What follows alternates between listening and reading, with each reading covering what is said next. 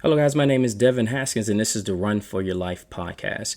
On today's show, I wanted to talk about a subject that seems to be picking up steam on my website, which is www.runforyourlife.com, which is for spelled FOUR. So please visit and support. So the subject matter was I was ghosted by one of my running pals that I've been friends with for years. So I wanted to kind of expand on that a bit in a podcast and on video, just to kind of dive more into detail. So just to give you guys the backdrop, this individual I've been friends with for, I say, about 11 years now. About a year and a half ago, me and this individual got into a text argument, of all things, over a football game. He said his piece, I said my piece, and at the very end of it, we both apologized. We said things we shouldn't say. And, in my eyes, the situation was squashed. I thought, he was good with it. After 2 weeks, I hadn't heard back from my pal, so I reached out to him. He didn't reach back out. Same thing after a month. Once it got to like a month and a half territory, I kind of, you kind of get the hint. It's official when a person doesn't want to talk to you. So I am part of the older 80s generation, 80s, 90s generation. So the term ghosted is totally new to me. So when I got to that second month time frame, I said, okay, this probably is what the kids today are talking about when it comes to the term of being ghosted. So that was official for me. That's the first time something like that's happened to me in years, actually. So of course, it's something that I had to process because me and my old friend were, and still consider him a friend regardless of the situation.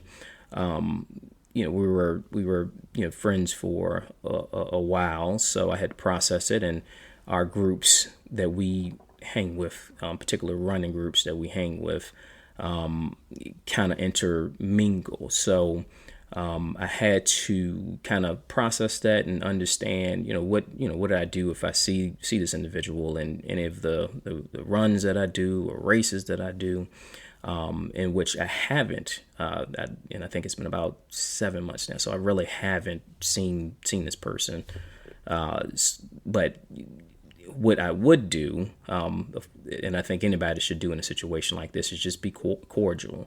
I think the thing that most people need to realize is relationships in life, they come and they go. Sometimes, friends just grow apart. It's no one's fault. It's not that person's fault. It's not your fault. I think the grown-up thing, to the grown-up way to look at it is people come and people go in your life, but it's okay to realize that friendships evolve and some friendships just don't last. This just part of it's just part of how things are. What I did take from that, what I do take from that going forward, is ways that you can look at that is, you can, or I can let that be a deterrent for me in the future with letting more, if I, make new friends, be more cautious and be this, that, and the other. No, I'm going to be, which I think anyone should be, the same person that I am. And you just learn from that, learn from the experiences that I've gone through.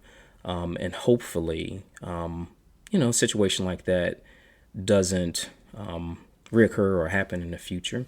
If it does, it's the same thing. You gotta pick it up, keep it moving. Friends come and go, and you hope for the best for all of them. Which the same as this situation. I hope the best for my old pal, and hopefully sometime in the future, maybe this is something that you'll laugh about. You just don't know. But the way that this kind of translate into the running world, which most people are asking, why am I talking about it on a running podcast, is me and this individual run with several of the same groups. And if you're faced with a situation like that, It's how do you respond when you're commingling in the same running circles. Do you avoid each other? Do you confront each other? And when you do see people in the run, I don't think you do any of that. I think you have to be you and be cordial. If the situation was toxic, of course, you act accordingly. You're not gonna be around a person that you feel like it was a toxic situation. Of course, I don't think that's like the best thing to do. In my case, I don't think anything was toxic from me and the friendship that I did have from my perspective. So I would just be me. If a person feels differently, then you can act at that point, and I think that's what most runners should do if they're faced with a situation like this. If you have a falling out with any type of friend that runs in the same circles, I mean that can be applied to life, and you don't feel like that is toxic. I don't think it's too much that you should change. Too many people that you should try to avoid because they may have a mutual friend. I think you should just be you. So I would love to hear from any other people within the running community that may have dealt with something like this. See how you responded, how you reacted. What was your takeaway from whatever way that you resolved the situation?